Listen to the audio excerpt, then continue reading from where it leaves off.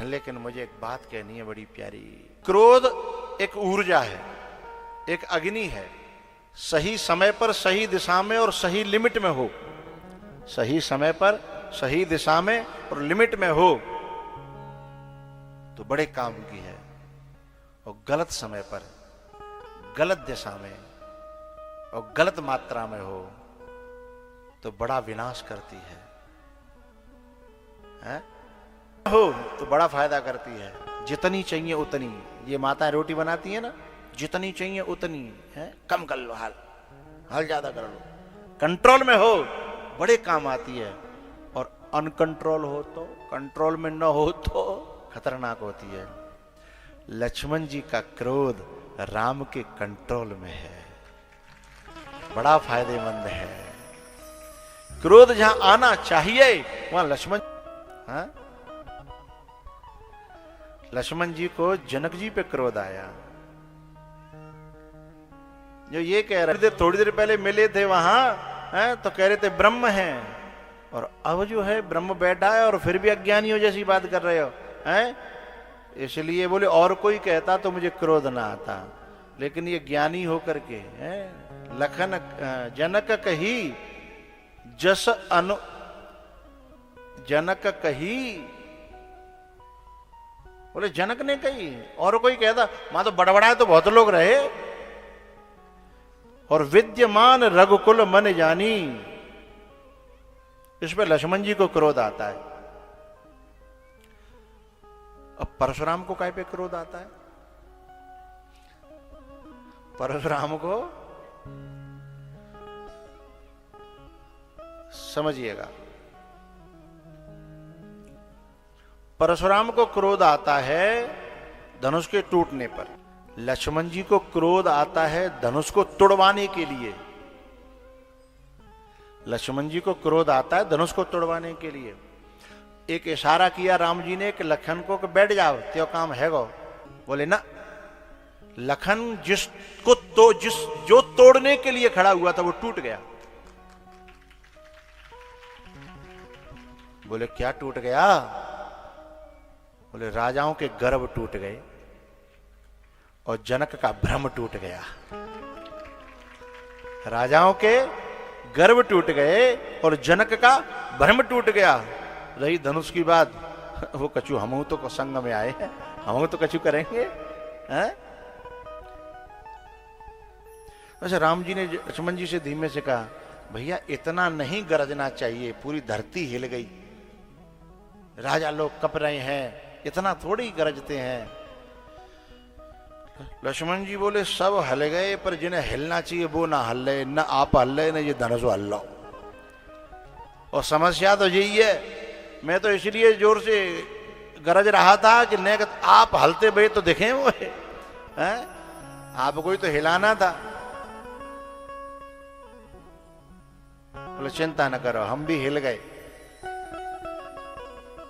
अभी अभी अभी कुछ भाव हैं।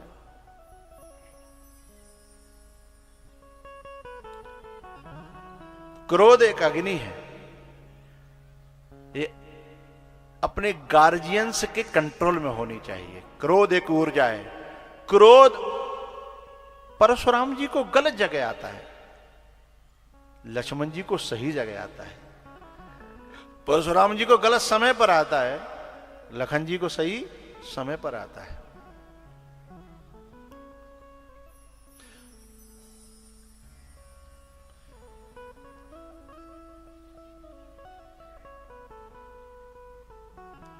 प्रसंग तो थोड़े बाद का है परशुराम जी का, लेकिन यही तुलनात्मक विवेचन करके मैं उसे कह देता हूं।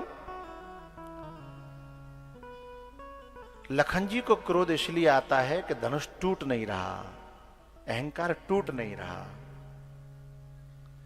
लेकिन परशुराम जी को क्रोध आता है कि धनुष तोड़ क्यों दिया। अरे इतनी चिंता ही तो पहले आमते जब प्रतिज्ञा करी थी, जनक ने प्रतिज्ञा करी थी तो तब आना चाहिए था ना। जब प्रतिज्ञा करी तब तो तुम आए नहीं, अब टूट गो तो। लेकिन लक्ष्मण जी ने पूछा क्यों, तुम काहे को? हमारे यहाँ गांवन में एक कहावत है, भैंस ब्याह रही है और पड़ा के दर्द है रहे। भैंस ब्याह रही है और पड़ा के दर्द है रहे। बोले कहावत का मतलब है कि टूट धनुष रहा है और दर्द तुमको हो रहा है, क्या तुम धनुष हो? बोले नहीं तो। बोले धनुष तुम्हारा है? बोले नहीं तो। बोले मेरे गुरुजी का है? बोले गुरुजी दुखी हैं? बोले नहीं तो। बोले फिर तुम्हें क्या हुआ है? तुम्हें भयो का है? धनुष तुम नहीं हो, धनुष तुम्हारा नहीं है, जिनका है वो दुखी नहीं है। परशुराम जी चक्कर में पड़ गए। बोले बात भी सही है, पर मैं क्यों दुखी हूं? अब मन ही मन सोच रहे हैं कि बात भी सही है, फिर मैं दुखी क्यों? इसलिए परशुराम जी को अंतर्मुखी होने के लिए मजबूर कर रहे हैं लक्ष्मण जी महाराज। अब मैं कहना यह चाहता हूं, थोड़ा विस्तार होगा बात का, कह दूं थोड़ा विस्तार होगा। दो नर और दो बानर, दो नर और दो बानर। दो बानर हैं अंगद और हनुमान, और दो नर हैं परशुराम और नारद जी महाराज। नारद जी और परशुराम जी ये दोनों गलत जगह पे क्रोध करते हैं, और हनुमान जी और अंगद जी ये सही जगह पे क्रोध करते हैं। यदि सचमुच तुम ऋषि हो, मुनि हो, महात्मा हो, तेजस्वी हो, तपस्वी हो, तो तुम्हें क्रोध गलत पे आना चाहिए ना, बुराई पे आना चाहिए, विकारों पे आना चाहिए।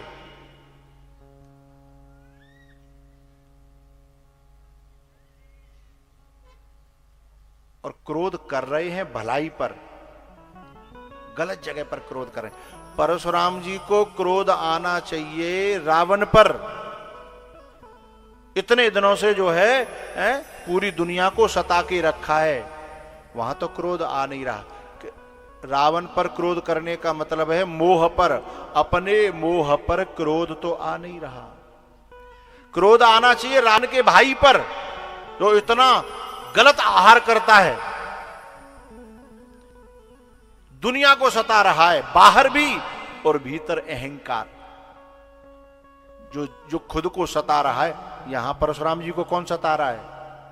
बोलो बोलो, अहंकार। कौन बोला? राजकुमार, जोरदार तालियां बजाइए साहब, वाह। ये पहचान पाना कि सता कौन रहा है। परशुराम तक को ये लग रहा है कि मुझे सता रहा है ये धनुष टूटना, मुझे सता रहा है ये लक्ष्मण, ये सता रहा है ये काला लड़का अयोध्या का। ना ना ना ना ना ना, यही तो समझने की बात है। सता रहा है अपना अहंकार। आना तो क्रोध चाहिए अपने अहंकार पे, अपने दुर्गुणों पर। लेकिन दुख की बात है कि क्रोध हमें वहां ना आने के बजाय कहां आ रहा है? राम पर। और मुझे कहना नहीं चाहिए पर मैं कह रहा हूं, क्रोध वहां आ रहा है राम के दूत और जीवों के आचार्य यानी अपने गुरुओं पर भी क्रोध आ रहा है। लक्ष्मण जी गुरु हैं, जीव आचार्य हैं, राम के दूत हैं, राम के सेवक हैं, महात्मा हैं, जो हमारी आंखें खोलना चाहते हैं, हमें राम का दर्शन कराना चाहते हैं, उन्हीं पर हमें क्रोध आ रहा है। क्रोध आना चाहिए रावण पर, कुंभकर्ण पर। वहां तो तुमने कबू जाके अपनी जीव में नेक वंटा नहीं लगाया है कि ये कर क्या रहा है, रावण क्या कर रहा है, अपहरण कर रहा है नारियों का, एक नहीं लाखों नारियों का अपहरण कर लिया। वहां तो तुम्हारा क्रोध नेको नहीं फूटे, वहां तो तुम एकांत में बैठे रहे, चुपचाप मौन साधे भाई हैं। और जहां सचमुच दो जीव और ब्रह्म का मिलन हो रहा है, जहां समस्या का समाधान हो रहा है, जो हमारी ही आंखें खोलना चाहता है, हमें ही राम के दर्शन कराना चाहता है, उसी पर परशुराम क्रोध कर रहे हैं। अरे क्रोध राम पे नहीं, काम पे आना चाहिए। उन्हीं आचार्यों पर क्रोध करने लगते हैं हम, और हम सब करते हैं। कोई थोड़ा सामने करते हैं, कोई पीछे जाके करने लगते हैं। हनुमान जी महाराज जब सुषेण वैद्य को लेने गए तो सुषेण वैद्य को लेके आना चाहिए था कि पूरी कुटिया उठा के लानी चाहिए थी, पूरे मकान उठा लाए। हाँ, कोई बोलेगा नहीं हनुमान जी तो ऐसे ही हैं, बूटी लेवे गई पूरे पर्वत उठा लाए, सुषेण वैद्य लेवे गई पूरी मकाने उठा लाए। अरे मकाने उठाने का आध्यात्मिक तात्पर्य तो समझो। गुरु को उसकी औषधियों के साथ में स्वीकार करना चाहिए, और उसमें से ये नहीं सोचना चाहिए कि ये ग्रहण करने लायक है और ये त्याग भी लायक है ना। गुरु को समग्रता से स्वीकार करें। और हम क्या करते हैं, वैसे गुरु जी ठीक है पर गुरु जी की ये बात ठीक ना है, कुछ त्याग दिया कुछ ग्रहण कर लिया। वैसे तो गुरु जी ठीक है वो गुरु जी हैं, मानते हैं, मानना पड़ता है, पर गुरु जी की ये बात ठीक, इसका मतलब है हम समग्रता से हम अपने गुरु को स्वीकार नहीं कर रहे हैं। और समग्रता से स्वीकार नहीं करेंगे तो वैराग्य की मूर्छा हटेगी नहीं, वैराग्य जागृत होगा नहीं, वैराग्य की आंखें खुलेंगी नहीं, अंधा पड़ा रहेगा, मूर्छित पड़ा रहेगा, निष्क्रिय पड़ा रहेगा वैराग्य। बात समझ में आ रही है सबके? इसलिए परशुराम जी का वैराग्य सोया हुआ है और अहंकार जगा हुआ है। परशुराम जी का विवेक सोया हुआ है, और अहंकार जगा हुआ है। क्रोध आना चाहिए उनको मेघनाथ पर, जो देवताओं को सता रहा है, जो हमारे सद्गुणों को खा रहा है, मार रहा है, हमारे भीतर का काम, उसमें तो क्रोध आ नहीं रहा।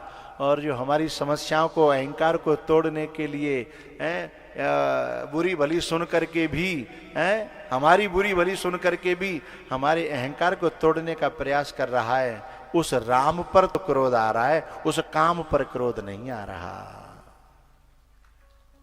ये नर की बात कर रहा हूं, ये नर है। दूसरे नर हैं नारद।